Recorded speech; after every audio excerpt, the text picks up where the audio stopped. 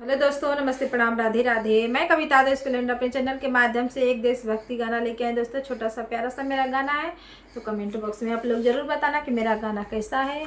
अच्छा लगेगा तो लाइक कमेंट शेयर जरूर करना। आप सभी को राधे राधे, हर हर महादेव। हमार देशवा बड़ा महान सैया न पाकिस्तानी सैया ना। हमार देशवा बड़ा महान सैया मैं न पाकिस्तान सैया ना। सैया गोलियां चलावा दुश्मन के भगावा। सैया गोलियां चलावा दुश्मन के भगावा। अपने देशवा के ले तू बचाई सैया गोली दा चलाई सैया ना। अपने देशवा के ले तू बचाई सैया गोली दा चलाई सैया ना। अपन देशवा बचावा अपने वीर के बचावा। अपन देशवा बचावा अपने वीर के बचावा। धरती मैया के ले तू बचाई पिया दुश्मन के भगाई पिया ना।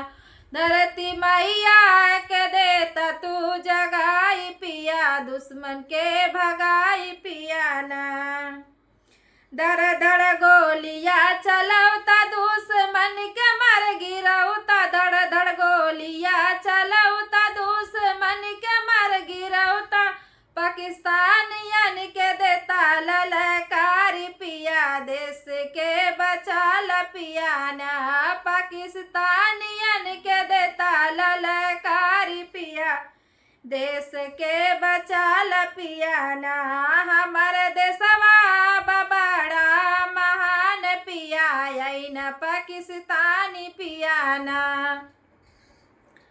धड़ धड़ गोलियां चलावा दुश्मन के मर गिरावा। धड़ धड़ गोलियां चलावा दुश्मन के मर गिरावा।